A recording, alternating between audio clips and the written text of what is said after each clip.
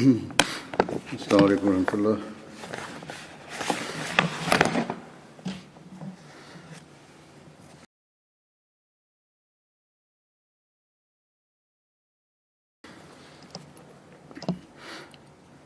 أشهد أن لا إله إلا الله وحده لا شريك له وأشهد أن محمدا عبده ورسوله أما بعد فأعوذ بالله من الشيطان الرجيم بسم الله الرحمن الرحيم الحمد لله رب العالمين الرحمن الرحيم مالك يوم الدين إياك نعبد وإياك نستعين اهدنا الصراط المستقيم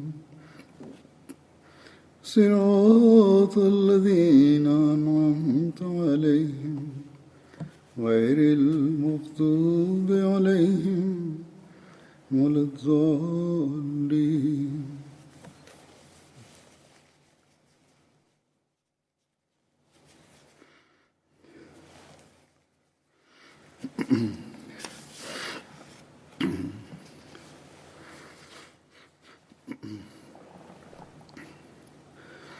حضرت مسلم موعود رضی اللہ عنہ نے ایک موقع پر ایک عید پر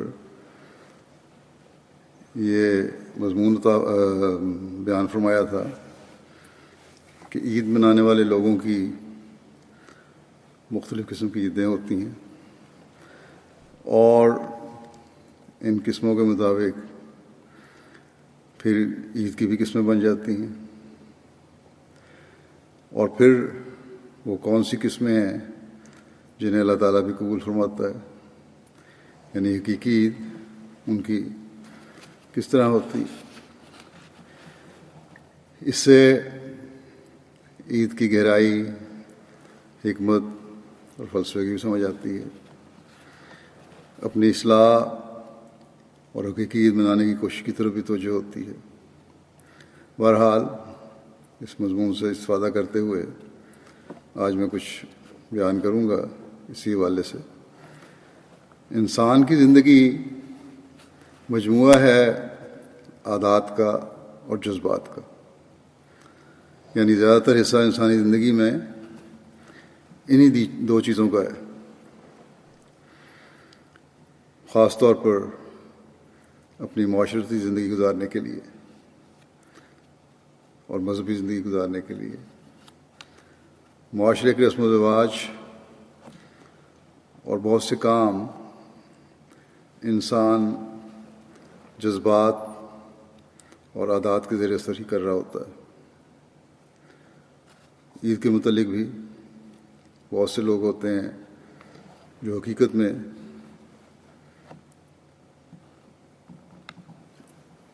صحیح اس کی روح کو نہیں جانتے اور ایک عادت کے مطابق بناتے ہیں۔ ماں باپ کو عید مناتے دیکھا، جس ماحول میں رہے انہیں عید مناتے دیکھا، اس لیے عید مناتے ہیں کہ ہم مسلمان ہیں اور خدا اور رسول کا ایک حکم ہے کہ عید مناؤ، یا دوسری مذہبی باتیں کہنے کی عادت پڑ گئی ہے۔ بعض الفاظ انسان بولتا ہے، عادتاً بولتا ہے اس ماحول کی وجہ سے، ان باتوں کو سن سن کر۔ قطع نظر اس کے کہ اس بات کو جانیں کہ اس کی حقیقت کیا ہے، کیا ہم کہہ رہے ہیں، کیوں کہہ رہے ہیں، کیا باتیں ہم کر رہے ہیں، کیوں کر رہے ہیں، حکمت کیا ہے ان کی۔ عید کے دن اتنا ہی کافی سمجھتے ہیں کہ نہا دھو کر اچھے کپڑے پہن کر عیدگاہ پہنچ جائیں۔ آج کل تو وہ بھی پابندیاں ہیں، اور گھروں میں ہی آج کے دن تو لوگ نہا دھو کر کپڑے عید منا رہے ہیں۔ بعض جگہوں پہ مسجدوں میں ریسٹرکٹیڈ اجازت ہے، کچھ پابندی کے ساتھ اجازت ہے، وہاں عیدیں پڑھی بھی گئی ہیں، پڑھی جائیں گی۔ بہرحال اس بات پر غور نہیں کرتے کہ عید کا مقصد کیا ہے اور عید کیا چیز ہے، اس کے فوائد کیا ہیں، اور کیا آج جب ہم عید منا رہے ہیں ہماری عید ہوئی بھی ہے یا نہیں۔ یاد رکھنا چاہیے کہ عید اصل میں خوشی کا نام ہے، اور خوشی اس وقت ہوتی ہے جب انسان کسی کام میں کامیابی حاصل کرے۔ اگر کامیابی نہیں تو کون عقل مند ہے جو خوش ہوگا، بلکہ الٹا ناکامی پر روئے گا۔ بس عید کو بھی ہمیں اسی طرح دیکھنا ہوگا۔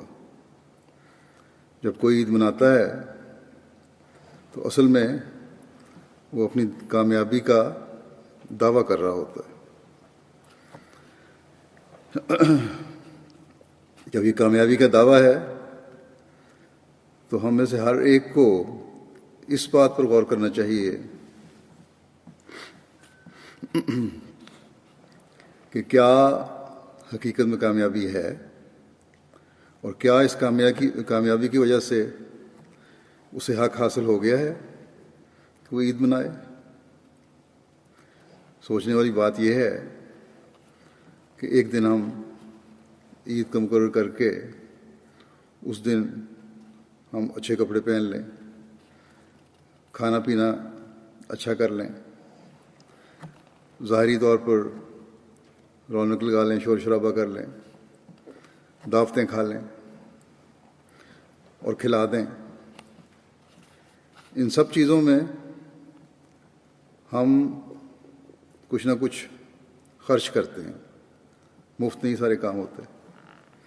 تو جس عید پر ہم صرف خرچ کرتے ہیں اور وہ ہمیں کچھ دے کر نہیں جاتی، وہ عید تو نہیں ہو سکتی پھر۔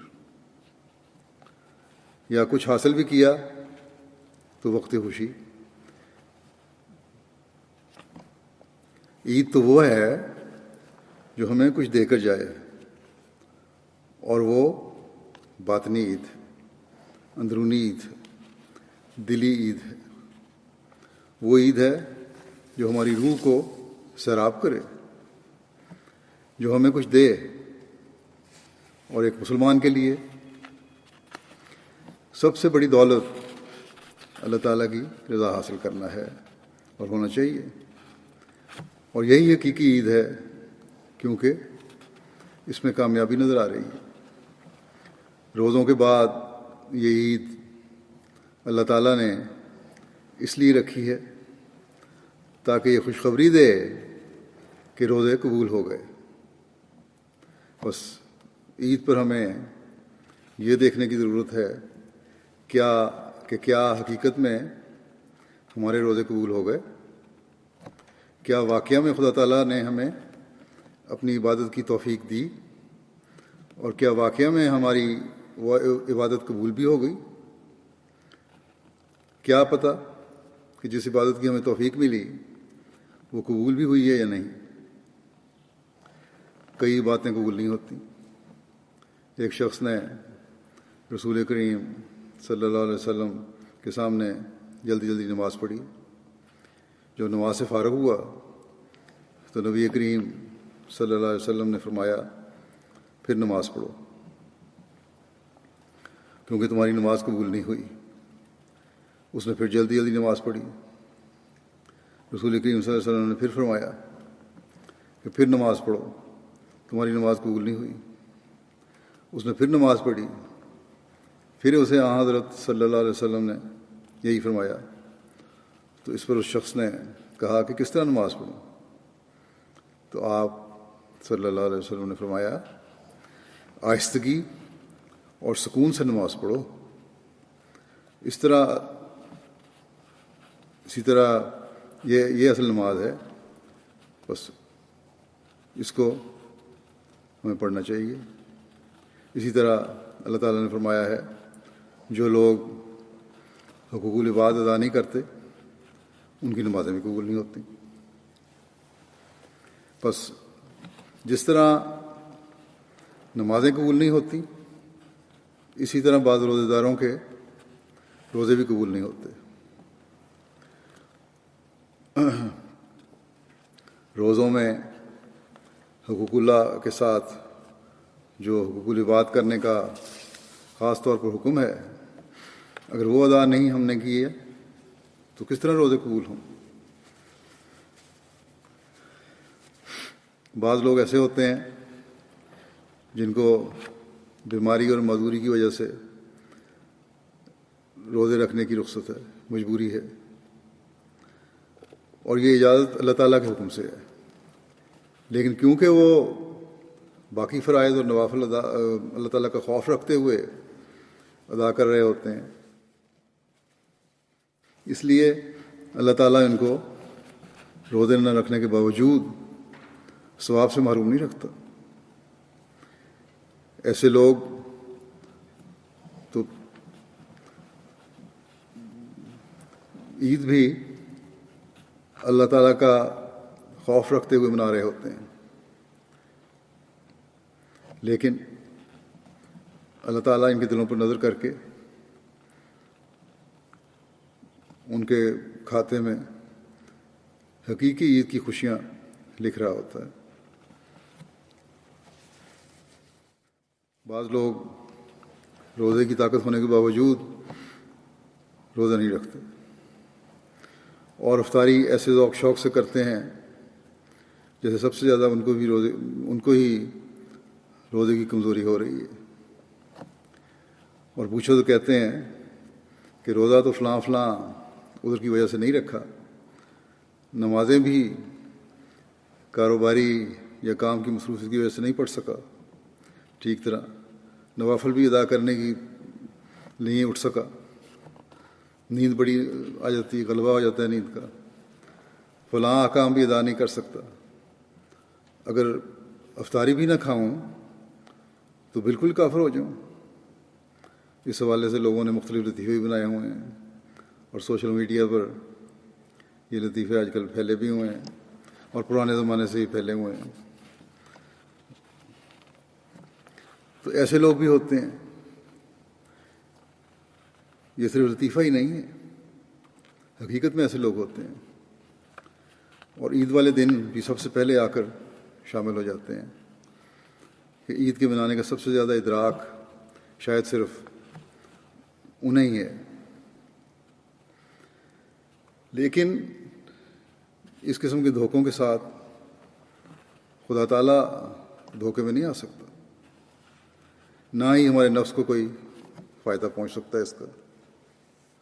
بس ہمیں اپنے دلوں پر غور کرنا چاہیے. یہ غور کرنا چاہیے کہ ہماری عید کیسی ہے. عیدیں عموماً 3 قسم کی ہوتی ہیں.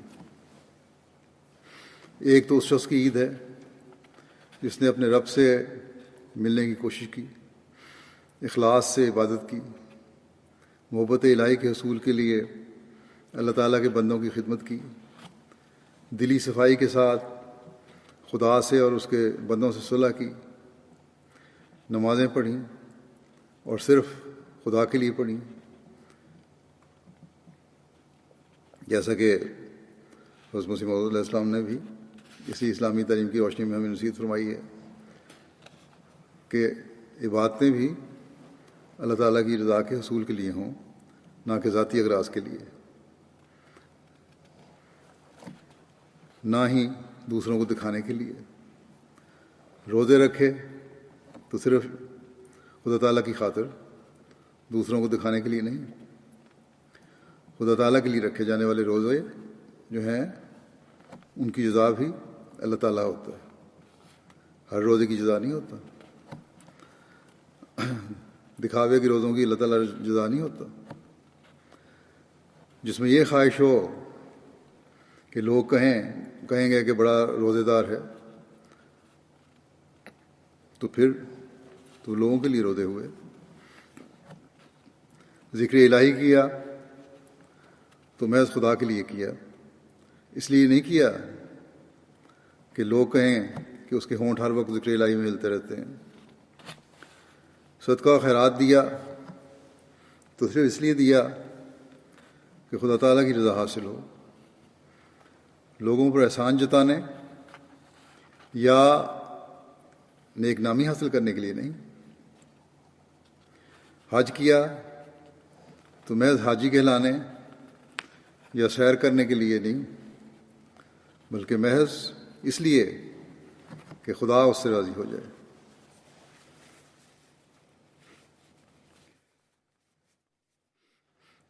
تبلیغ کی تو اس لیے نہیں کہ لوگ کہیں گے کہ بڑی تبلیغ کرتا ہے، بڑا اچھا مبلغ ہے، اور اس کام کے لیے بھی تعریف اسی غرض ہو، بلکہ اس لیے تبلیغ کرے کہ چاہے لوگ مجھے اچھا کہیں یا برا کہیں، میں خدا تعالیٰ کے پیغام کو اس کے حکم کے مطابق پھیلاتا چلا جاؤں گا. بس ایسے شخص نے خدا کو پا لیا، اور اس کے خدا نے بھی اپنے گمشدہ بندے کو ڈھونڈ لیا، اور جدائی اور فراق کی گھڑیاں کٹ گئیں. دو بچھڑے ہوئے ملے، عاشق اپنے معشوق کی صحبت میں بیٹھ گیا. ایسے بندوں کی آج بھی عید ہے اور کل بھی، بلکہ ایسے بندے کی ہمیشہ ہی عید ہوتی ہے. ایسی عید کرنے والوں میں جو خدا کا قرب پانے والے ہیں، ایسے بھی ہیں جن کے چہرے بظاہر مرجھائے ہوئے لگتے ہیں، صحت کی حالت بھی اچھی نہیں ہے، غربت کی بھی انتہا ہے، دنیاوی لحاظ سے بہت خراب حالت ہے، اور دیکھنے والا ان کی ظاہری حالت دیکھ کر نہیں سمجھ سکتا کہ یہ عید منا رہے ہیں یا انہوں نے بھی عید منائی ہوگی. اچھے کپڑے پہننے والا اور اچھے کھانے کھانے والا ان کو دیکھ کر کہتا ہے کہ ان کی بھی کوئی عید ہے، غربت کے مارے ہوں کی. حالانکہ عید انہی کی ہے جس وقت یہ دنیا دار لوگ اپنے زوم میں اپنی آسائشوں، آراموں اور اچھے کھانوں کو ہی حقیقی عید سمجھ رہے ہوتے ہیں اور ان سے لطف اندوز ہو رہے ہوتے ہیں. اس وقت غریب، مسکین اور کمزور نظر والے انسان کو اللہ تعالیٰ خود اپنے پاس سے کھلا رہا ہوتا ہے. ایک دنیا دار کہے گا کہ کیا یہ وہ سوکھی روٹی اور معمولی کھانا اسے خدا کھلا رہا ہے؟ اللہ تعالیٰ کی صرف اتنی پہنچ ہے؟ یہ تو سوچ کی بات ہے. وہ غریب سمجھتا ہے کہ یہ روکھی سوکھی روٹی جو مجھے مل رہی ہے یہ خدا کے فضل سے مل رہی ہے. آج جو میں نے پیٹ بھرا ہے یہ اللہ تعالیٰ کے فضل سے بھرا ہے، اور اس پر وہ خدا تعالیٰ کا شکر ادا کرتا ہے. اس ذریعے سے وہ خدا تعالیٰ کے اور قریب ہوتا ہے، اور یہی مسکینی اور غربت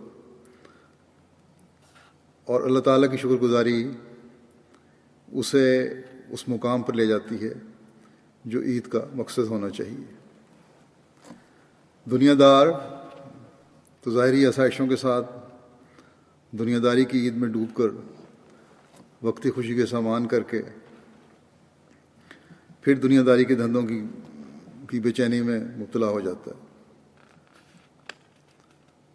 لیکن یہ مسکین شخص اللہ تعالیٰ کی لقاح حاصل کر کے دائمی عید کے سامان کر رہا ہوتا ہے. جو اگلے جہان کی زندگی میں بھی عید کے سامان کرے گی. لیکن یہ ضروری نہیں ہے کہ یہ عید صرف ان غریبوں اور مسکینوں کی ہے. یہ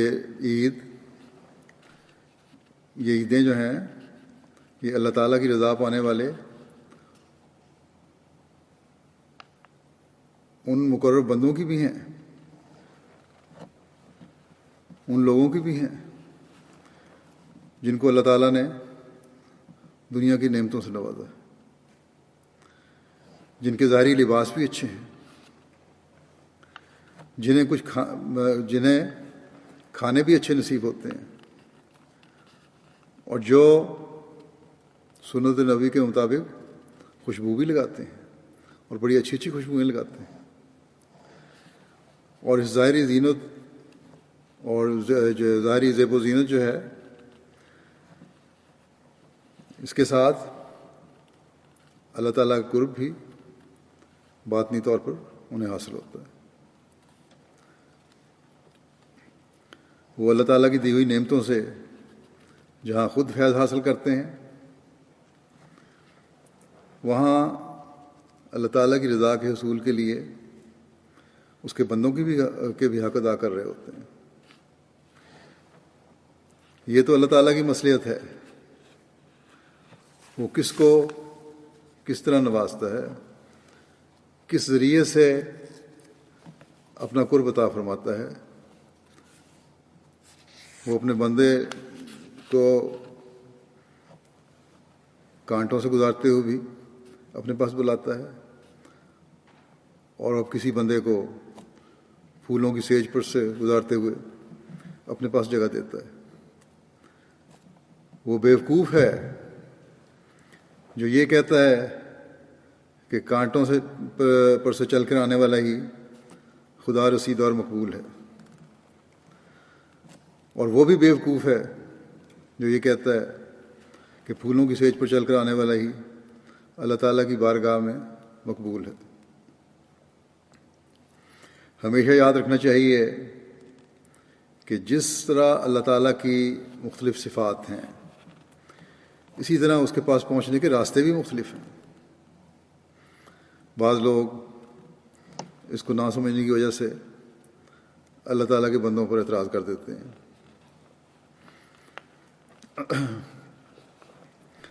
حضرت مسلمہ بیان فرماتے ہیں کہ حضرت خلیفہ اول فرمایا کرتے تھے کہ آپ ایک دفعہ اس مکان کے قریب سے گزر رہے تھے جو مسجد اقصیٰ سے ملحق ہے. قادیان میں رہنے والے جانتے ہیں اسے، یا وہاں گئے ہوئے لوگ بھی جانتے ہوں گے. یہ ڈپٹیوں کا مکان کہلاتا تھا. اب غالباً یہ مسجد اقصیٰ میں شامل ہو گیا ہے. یہ خرید لیا گیا، اور حضرت خلیفہ ثانی کے وقت میں وہاں سلسلہ کے دفاتر بھی قائم ہو گئے تھے. جماعت نے خرید کے وہاں دفاتر قائم کر دیے تھے. اب تو شاید بدل دیا ہے، میرا خیال ہے وہی جگہ ہے جہاں مسجد کا حصہ آ گیا. بہرحال مکان کا مالک جو ہندو تھا اور ڈپٹی رہ چکا تھا، اس خلیفہ اول سے کہنے لگا کہ میں آپ سے ایک بات دریافت کرنا چاہتا ہوں، اگر آپ ناراض نہ ہو. آپ نے فرمایا بے شک پوچھو. اس نے کہا میں نے سنا ہے کہ مرزا صاحب پلاؤ اور بادام روغن بھی کھا لیتے ہیں. اور خلیفہ اول فرمانے لگے کہ میں نے اسے کہا کہ ہاں کھا لیتے ہیں، ہمارے ہاں یہ چیزیں پاک اور طیب ہیں، کوئی حرج نہیں اس میں کھانے میں، اور ان کا کھانا جائز ہے. اس پر بڑے افسوس والی شکل بنا کر کہنے لگا کہ فقیرانوں بھی جائز ہے. آپ نے کہا ہاں فقیرانوں بھی جائز ہے، جو اللہ والے لوگ ہیں ان کو بھی جائز ہے. جب وہ خاموش ہو گیا، لیکن اس کے چہرے سے یہی تاثر تھا کہ اس کو یہ بات کچھ بھائی نہیں. تو اس کے نزدیک بزرگی کا یہی معیار تھا کہ عمدہ چیزیں نہ کھائی جائیں. تو دنیا میں لوگوں نے یہ سمجھ لیا ہے کہ خدا رسیدہ لوگوں کی یہ علامات ہیں کہ دنیا سے بالکل کٹ جائیں حالانکہ اصل چیز یہ ہے کہ خدا تعالیٰ کی رضا پر راضی ہو اور اسے حاصل کرنے والے ہوں۔ اللہ تعالیٰ عمدہ کھلائے، پہنائے تو پہنیں اور کھائیں۔ اللہ تعالیٰ غربت اور مسکینی سے گزار کر قرب دینا چاہے تو اس امتحان میں بھی پورا اتریں۔ بس نہ کھانا خدا کی محبت کا ثبوت ہے، اچھا کھانا، اور نہ فاقہ کرنا اس کے قرب کی دلیل ہے۔ حضرت صلی اللہ علیہ وسلم کی زندگی میں ہمیں آپ کے ہر پہلو نظر آتا ہے۔ آپ کے فاقوں کی مثالیں بھی ملتی ہیں، اور عام کھانے کی مثالیں بھی ملتی ہیں، اور عمدہ کھانے کی مثالیں بھی ملتی ہیں۔ جو اللہ تعالیٰ کا قرب آپ صلی اللہ علیہ وسلم کو حاصل ہوا، وہ کسی کو نہ کبھی ملا نہ مل سکتا ہے۔ بس آپ کے نمونے رسوا ہمارے سامنے ہیں۔ اگر صرف خراب کھانا یا فاقے کرنا ہی اللہ تعالیٰ سے تعلق پیدا کرنے کی ضروری ہے، تو پھر کیا ایسے لاکھوں کروڑوں انسان ایسے نہیں جو فاقے کرتے ہیں لیکن ان کا خدا تعالیٰ سے کچھ تعلق نہیں ہے؟ اور لاکھوں کروڑوں انسان ایسے بھی ہیں جو اچھے کھانے کھاتے ہیں لیکن خدا تعالیٰ کی محبت سے محروم ہیں۔ بس خدا تعالیٰ سے تعلق کا ثبوت انسان کے کھانوں یا فاقے پر نہیں، بلکہ خدا تعالیٰ سے محبت کا ثبوت خدا تعالیٰ کے سلوک پر ہے۔ یہ یاد رکھنے والی چیز ہے۔ نہ امارت سے یہ محبت ملتی ہے، نہ صرف غربت سے ملتی ہے۔ امارت نے بہت سے فرعون پیدا کیے، جہاں امیر لوگوں میں بہت سے فرعون بھی پیدا ہوئے، وہاں غربت نے بہت سے کافر بھی بنا دیے۔ اسی لیے حضرت صلی اللہ علیہ وسلم نے فرمایا ہے کہ قریب ہے کہ فقر و فاقہ انسان کو کافر بنا دے۔ بس اصل راہ وہ ہے جو اللہ تعالیٰ کی مرضی کے مطابق ہو۔ اگر خدا تعالیٰ کسی کو فاقے کے ذریعے اپنا قرب عطا کرنا چاہے تو فاقہ اختیار کرنا ہی اصل نیکی ہے۔ اگر کھانا کھلانا چاہے تو کھانا کھانا ہی خدا تعالیٰ کی رضا کا موجب ہے۔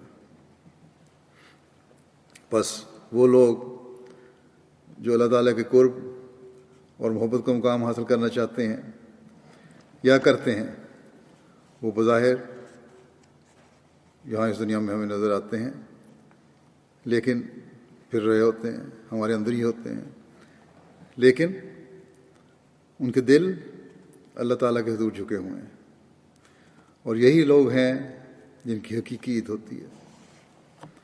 پھر دوسری قسم کے لوگوں کی عید ہے جنہوں نے اپنی توفیق کے مطابق عمدہ کھانے بھی کھائے، اچھے کپڑے بھی پہنے، عطر اور خوشبو بھی لگائی، عید کے تحفے بھی دیے اور وصول بھی کیے۔ وہ خوش بھی ہیں کہ انہیں عید مل گئی ظاہری طور پر، لیکن وہ عید ان سے اتنی ہی دور ہے جتنا مشرق مغرب سے دور ہے۔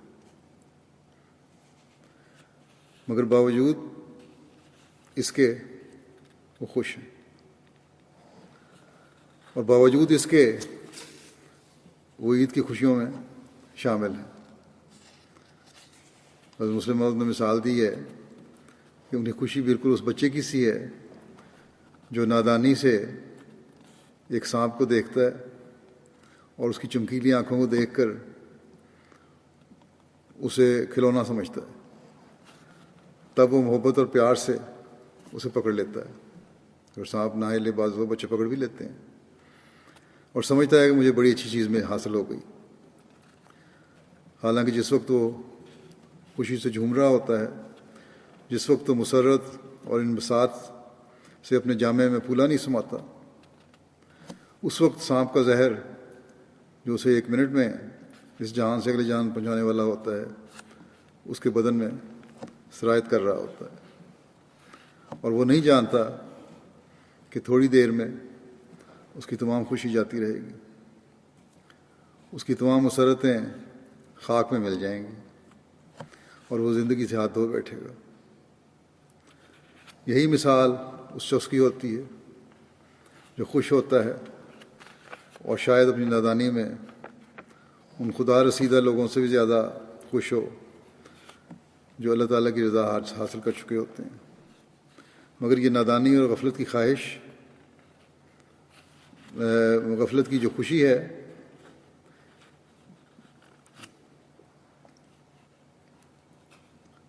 بے شک اس کے خیال میں یہ عید ہے، لیکن ماتم کی پیش خبری ہے، افسوسناک خبر کی پیش خبری ہے۔ بس جو خدا کو بھول کر، اس کے حقوق بھول کر، اس کی مخلوق کے حقوق بھول کر صرف اپنی اور اپنے قریبیوں کی خوشی کر رہے ہوتے ہیں اور عید منا رہے ہیں، وہ اللہ تعالیٰ کی ناراضگی اور ناپسندیدگی کو مول لے کر اپنی دنیا اور آخرت خراب کر رہے ہوتے ہیں۔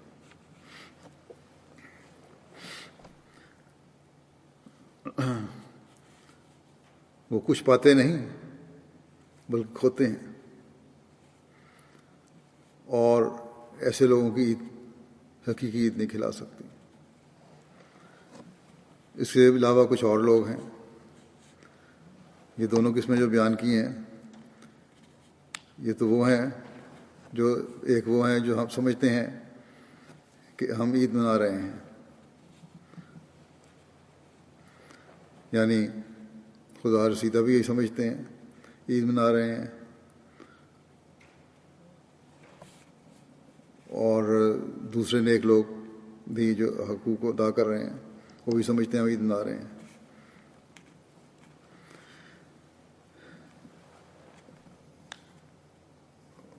اور وہ بھی ہیں اسی طرح دوسری قسم ہے جو میں نے بیان کی، جنہیں حقیقی عید نصیب نہیں ہوئی اور دھوکے میں سمجھتے ہیں کہ ہم عید منا رہے ہیں۔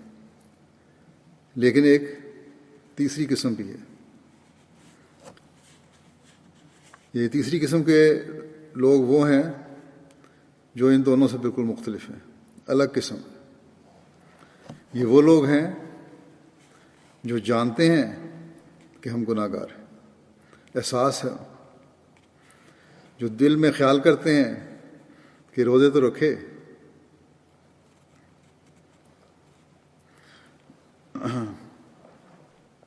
لیکن روزوں کا حق ادا نہیں کیا، ایک شرمندگی ہے دل میں، جو نمازیں بھی پڑھتے ہیں لیکن دل میں شرمندہ ہیں کہ اللہ تعالیٰ کی بتائی ہوئی شرطوں کے مطابق نماز نہیں ادا کر سکے۔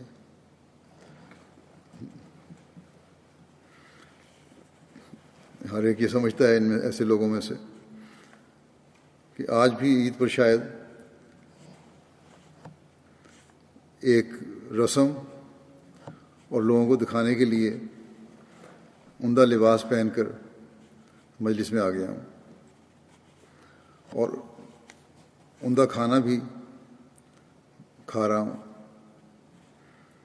مگر اس کا دل رو رہا ہوتا ہے، اس کا دماغ پریشان ہے، اس کی ایک نظر اپنے بھائیوں پر پڑتی ہے اور ایک نظر اپنے تاریک دل پر ڈالتا ہے۔ ہر تر لقمہ، ہر وہ لقمہ جو اپنے مزے میں، جس کو کھانے کے لحاظ سے بھرپور لقمہ کہہ سکتے ہیں، اسے جھنجھوڑتا ہے اور اس کے حلق سے نیچے نہیں اترتا۔ اچھے سفید کپڑے تو پہنے ہوئے ہیں لیکن انہیں دیکھ کر اس کا دل روتا ہے کہ کاش میرا اندرونہ بھی ایسا ہی ہوتا۔ صاف ہوتا. اپنے بھائی پر نظر پڑے تو اپنی کمزوریاں اور ابھر کر سامنے آ جاتی ہیں، خاص طور پر ان لوگوں کو دیکھ کر جن کا اللہ تعالیٰ سے خاص قرب ہے، اور سمجھتا ہے کہ میری حالت کی چوری پکڑی گئی، شاید میرے گناہ اسے نظر آ گئے ہیں، شاید میرے نقائص اسے نظر آ گئے ہیں. ہر دفعہ جب اپنے بیوی بچوں اور دوستوں اور ہمسایوں پر نگاہ دوڑاتا ہے اور پھر اپنے نفس پر غور کرتا ہے تو شرمندہ ہو جاتا ہے اور ندامت سے اپنا سر جھکا لیتا ہے. ظاہر میں تو مجلس میں شامل ہوتا ہے، لیکن دل اپنے گناہوں کی وجہ سے ندامت اور شرمندگی سے پر ہوتا ہے. خیال کرتا ہے کہ شاید اس مجلس میں ہی ایسا ہوں جو حقیقی عید سے محروم ہے، اور ضمیر ملامت کرتا ہے کہ نہ ادھر کے رہے نہ ادھر کے رہے، نہ ان میں شامل ہوں جو غفلت اور نادانی سے عید منا رہے ہیں، اور نہ ان میں شامل ہوں جو وصال الہی کی خوشی میں عید منا رہے ہیں. پھر سوچتا ہے کہ خدا تعالیٰ بڑا ستار ہے، اگر میں ظاہر میں عید منا لوں تو کیا تعجب کہ خدا تعالیٰ مجھے باطن میں بھی عید منانے کی توفیق دے دے. جس طرح خدا تعالیٰ نے میرے ظاہر کی ستاری کی ہے، میرے باطن کی بھی ستاری کر دے، میری اندرونی حالت کی بھی ستاری کر دے. اللہ تعالیٰ جو بندوں پر بہت رحم کرنے والا اور بخشنے والا ہے، اپنے بندے کو مایوس نہیں کرتا. جب بندہ سوچتا ہے کہ اصل عید تو خدا تعالیٰ کے ملنے سے ہے، یہ مجھے میسر نہیں آ رہی، نفس بار بار اسے ملامت کرتا ہے کہ کیا تمہارے عمل ہیں. توبہ کرتا ہے، اللہ تعالیٰ کی طرف جھکتا ہے، ندامت محسوس کرتا ہے، اور پھر جب پشیمانی اس کو بے چین کر دیتی ہے تو خدا تعالیٰ بھاگ کر اس کے پاس آتا ہے. حضرت صلی اللہ علیہ وسلم نے فرمایا کہ اللہ تعالیٰ اپنے بندے کی توبہ سے اس سے زیادہ خوش ہوتا ہے جتنا کوئی شخص صحرا میں ہو اور اس کی مٹھی گم ہو جائے جس پر اس کی خوراک اور پانی بھی ہو، اور پھر اچانک وہ اسے مل جائے، اور اس اونٹنی کو دیکھ کر اسی خوشی کی انتہا نہیں ہوگی. اللہ تعالیٰ اپنے بندے کی حسرت اور ندامت کو رائے کہاں نہیں جانے دیتا. اللہ تعالیٰ جانتا ہے کہ جس کے پاؤں تھے، جو نیک عمل کرنے والا تھا، وہ چل کے میرے پاس آ گیا. نیک لوگ تھے، ان کو اتنی توفیق اللہ تعالیٰ نے دی ہوئی تھی، ان کے پاؤں تھے جن سے چل کے وہ اللہ تعالیٰ کے پاس چلے گئے. اور جس کے پاؤں تھے، دوسری قسم کے وہ لوگ ہیں، ان کے بھی پاؤں تھے اور ان کے عمل، لیکن ان کے عمل دکھاوے کے تھے. وہ چل کر شیطان کے پاس چلے گیا. مگر وہ بندہ جس کے پاؤں نہیں ہیں، جو کہیں جانے کی طاقت نہیں رکھتا، چلو، اللہ تعالیٰ فرماتا ہے کہ چلو میں اس کے پاس جاتا ہوں. وہ بہت زیادہ ندامت اور پشیمانی کا اظہار کر رہا ہے، توبہ اور استغفار کر رہا ہے. یہ گرا ہوا ہے تو اسے اٹھاتا ہوں، اپنے پاس لے آتا ہوں.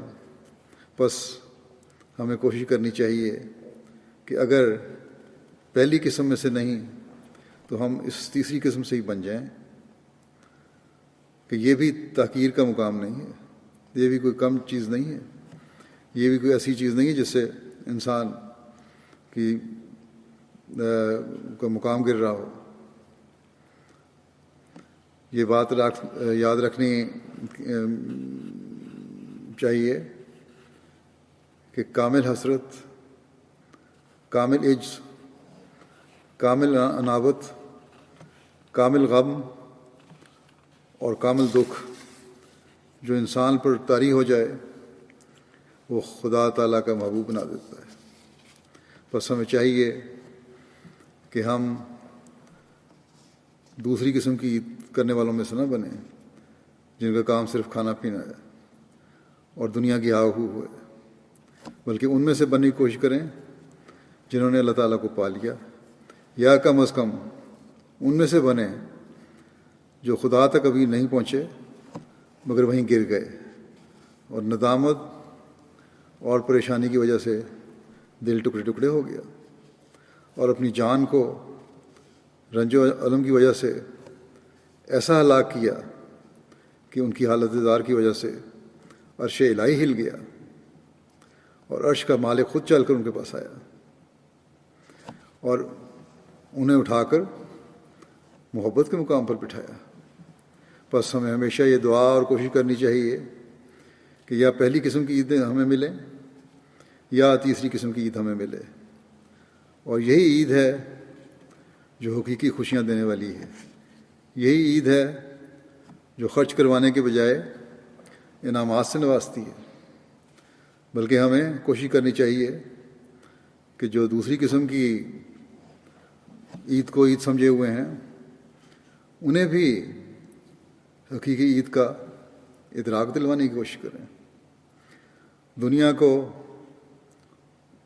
اس حقیقی پیغام کے پہنچانے کی کوشش کریں جو اس زمانے میں حضرت صلی اللہ علیہ وسلم کے غلام صادق کے ذریعے سے ہمیں ملا ہے۔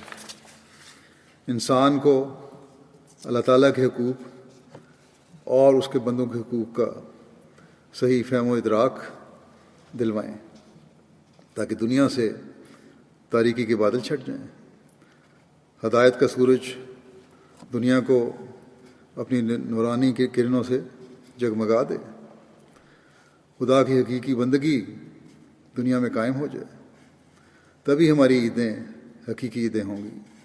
اللہ تعالیٰ ہمیں یہ عید دیکھنے کی بھی توفیق عطا فرمائے۔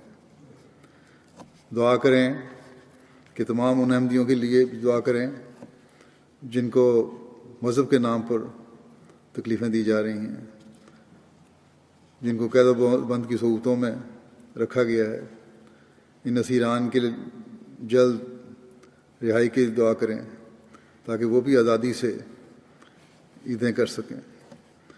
امت مسلمہ کے لیے دعا کریں، دنیا کے امن کے لیے بہت دعا کریں۔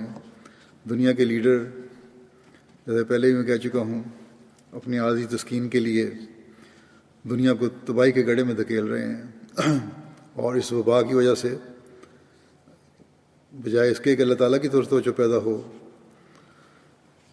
اس کے غضب کو مزید بھڑکا رہے ہیں اپنی حرکتوں سے۔ بس دنیا کو اللہ تعالیٰ کی طرف بلانے کی کوشش اور اس کے ساتھ دعاؤں کی بہت زیادہ ضرورت ہے۔ ہر احمدی کو اپنے اس فرض کو ہمیشہ یاد رکھنا چاہیے اور اسے ادا کرنے کی کوشش کرنی چاہیے۔ اللہ تعالیٰ ہمیں اس کی توفیق عطا فرمائے۔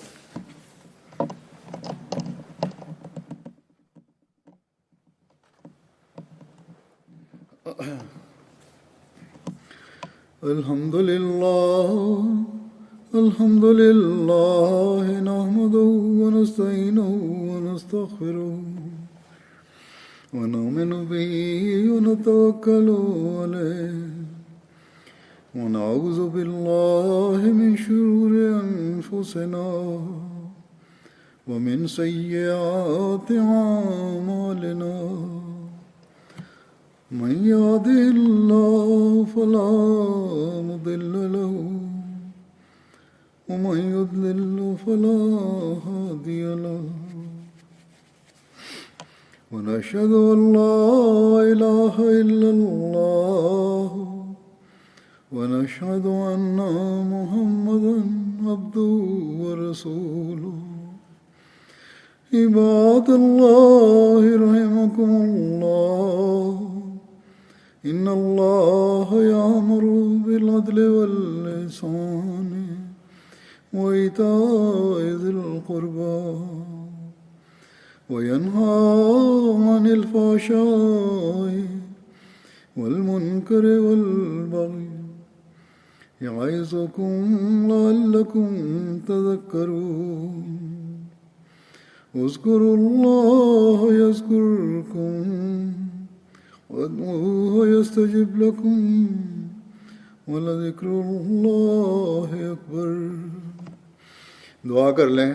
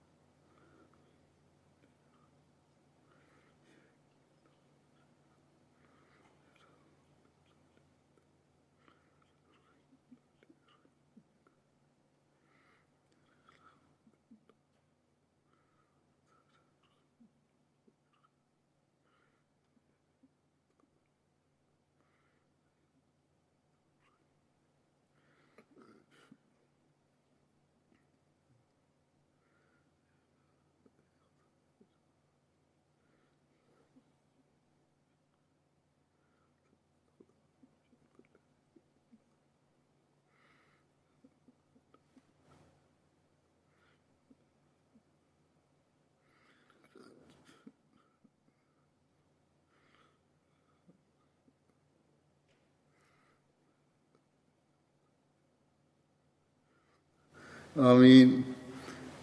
سب کو عید مبارک. دنیا میں رہنے والے سب احمدیوں کو عید مبارک. کچھ لوگ گھروں میں عیدیں کر رہے ہیں, کچھ مسجد میں کچھ پابندیوں کے ساتھ عید کی نماز پڑھ رہے ہیں اور پڑھیں گے. سب کو اللہ تعالیٰ اپنی حفاظت میں رکھے اور سب کو عید مبارک ہو. السلام علیکم ورحمۃ اللہ وبرکاتہ.